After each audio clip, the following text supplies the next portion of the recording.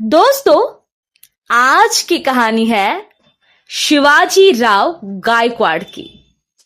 ओहो, थंबनेल में किसी और का नाम था। रुको रुको, भागना मत, थोड़ा सब्र करो। शिवाजी राव गायकवाड़ पहचाना? नहीं ना? तो पहचानो कौन? जिनको दक्षिण भारत, खासकर तमिलनाडु में भगवान की तरह पूजा जाता है। पद्म भूषण और पद्म विभूषण दोनों पुरस्कार से सम्मानित किया गया है। अपने परिवार की पेट पालने के लिए जिन्होंने बस की कंडक्टरी से लेकर कूली का काम तक किया है।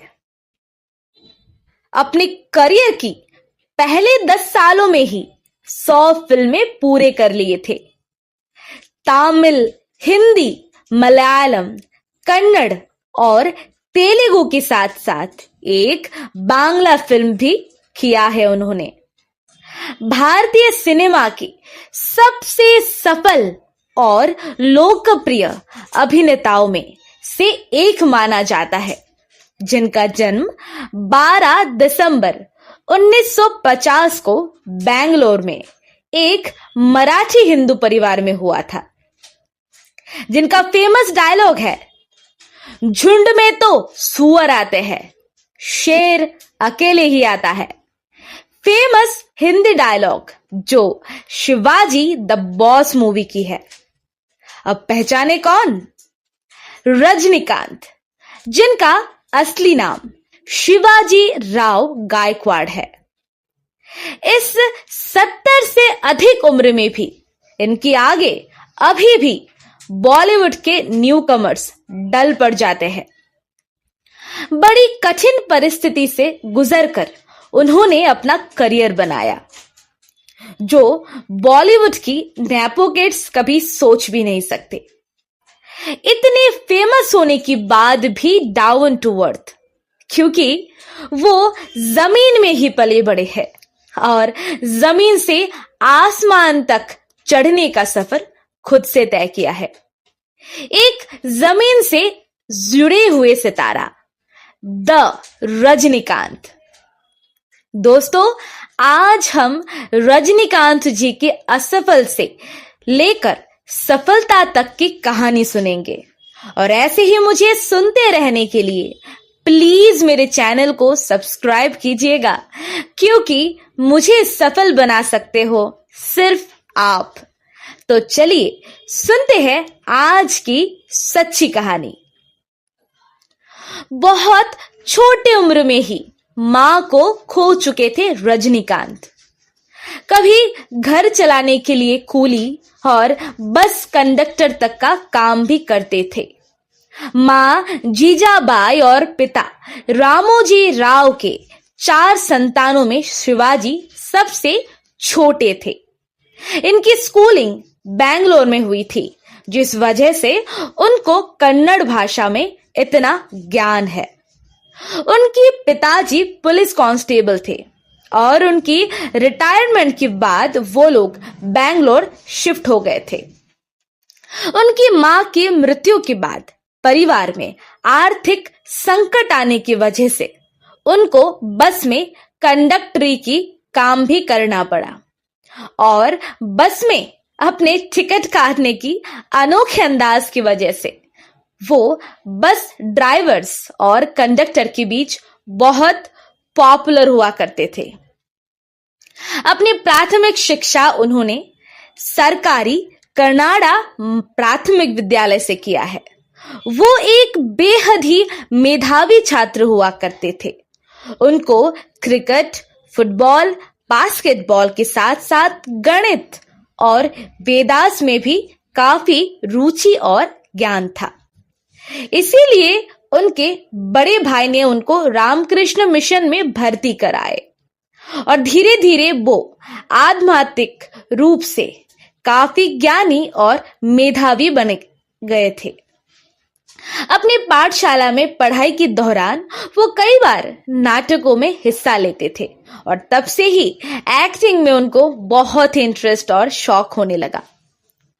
उसी समय अपने पढ़ाई के साथ साथ वो अपने परिवार को आर्थिक रीत से सहायता करने के लिए बेंगलोर ट्रांसपोर्ट सर्विस में बस कंडक्टरी और अक्सर कूली का काम भी किया करते थे।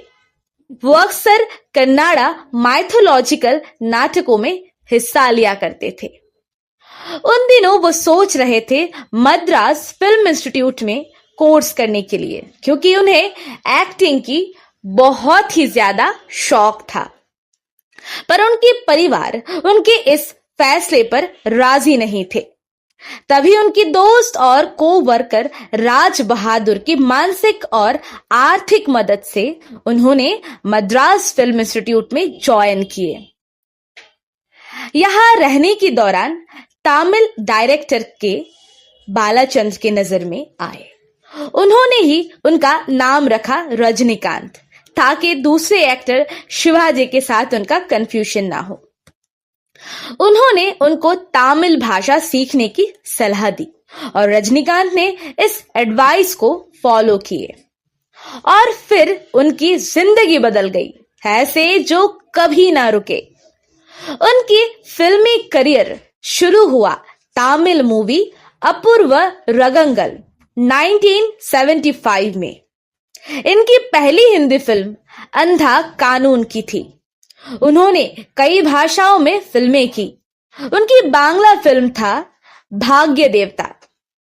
उनकी 100वीं फिल्म श्री राघवेंद्र, जिसमें वो हिंदू संत राघवेंद्र स्वामी का कैरेक्टर प्ले किए थे। फिल्मों में आने से पहले रजनीकांत ने अभिनय की शुरुआत कन्नड़ नाटकों से की थी और इन्होंने दुर्योधन की भूमिका निभाई थी, जिससे वो बहुत पॉपुलर हुए थे। एक बस कंडक्टर से लेकर विश्व के मशहूर एक्टर्स में से एक बनने का सफर इतना आसान तो नहीं हुआ होगा। कहानियां सुनने में जितना आसान लगता है और जो कहानी 10 मिनट में खत्म हो जाती है, वो असली जिंदगी में 30, 40, 50 या 60 साल तक का सफर होता है। रजनीकांत ने फिल्म इंडस्ट्री में यह जरूर साबित किया है कि हीरो बनने के लिए गोरा चिट्टा, लंबा और सिक्स पैक होना जरूरी नहीं है।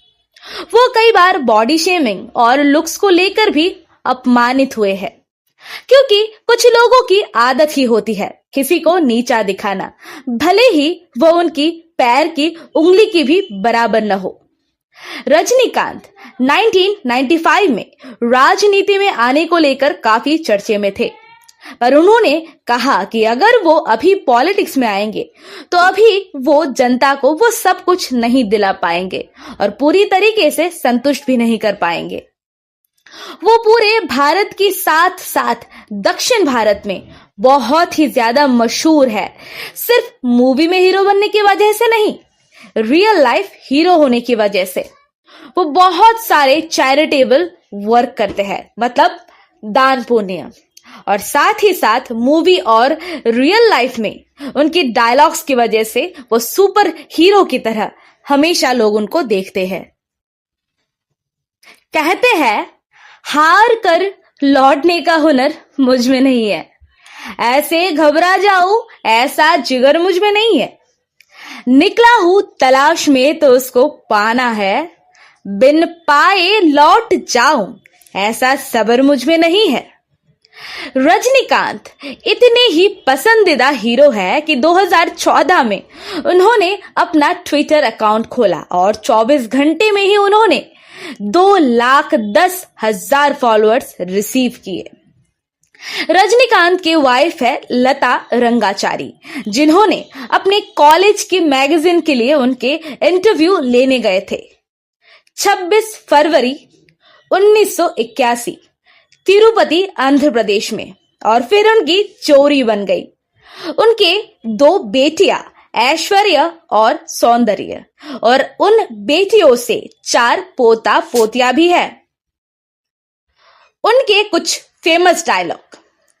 आतंक ही आतंक मूवी के श्रेष्ठ डायलॉग। गोरे रंग पर अगर काला तिल पड़ जाए तो उसे खुरच कर मिटाया नहीं जाता, बल्कि लोग उसका और एहसान मानते हैं, इसलिए कि वो बुरी नजर से बचाते भी है। रजनीकांत की बिगेस्ट हिट मूवी है 2.0। रजनीकांत द डेफिनेटिव बायोग्राफी के लेखक नमन रामचंद्रन के अनुसार रजनीकांत की अधिकांश परोपकारी गतिविधियां अप्रचारित रही, क्योंकि उन्होंने उन्हें गुप्त रखना चुना था। 1980 के दशक में जब तमिलनाडु में अंधविश्वासों ने नेत्रदान के प्रति कलंक पैदा किया, रजनीकांत ने टेलीविजन और सार्वजनिक भाषणों के माध्यम से कॉर्निया प्रत्यारोपण के समर्थन में अभियान चलाया। 2011 में रजनीकांत ने अन्ना हजारे के नेतृत्व में भ्रष्टाचार विरोधी आंदोलन किए, अपने समर्थन की घोषणा की और चेन्नई में अपने वाणिज्यिक विवाह स्थल राघवेंद्र कल्याण मंडपम को इंडिया अगेंस्ट करप्शन के सदस्यों को अपना उपवास रखने के लिए मुफ्त में देने की पेशकश की। उन्होंने 2014 के दक्षिण भारत बाढ़ के बाद सफाई करने के लिए रखे गए सफाई कर्मचारियों के लिए स्थल में आवास भी प्रदान किया। रजनीकांत रक्तदान और नेत्रदान शिविर आयोजित करते हैं उनके जन्मदिन के दौरान, और उस दिन वो उपवास भी रखते हैं। ऐसे नेक और दिलदार सितारे बहुत ही कम नजर आते हैं। तो अंत में यही कहूंगी कि रजनीकांत जी हमेशा स्वस्थ रहे और ऐसे ही हमें मूवीज के द्वारा अच्छे अच्छे सीख देते रहे। तो दोस्तों, कैसा था आज का वीडियो? अगर वीडियो अच्छा लगा हो तो प्लीज वीडियो को लाइक कीजिएगा और शेयर कीजिएगा। इस गरीब के चैनल को सब्सक्राइब करना बिल्कुल मत भूलना। ढेर सारा प्यार मेरे प्यारे श्रोताओं को।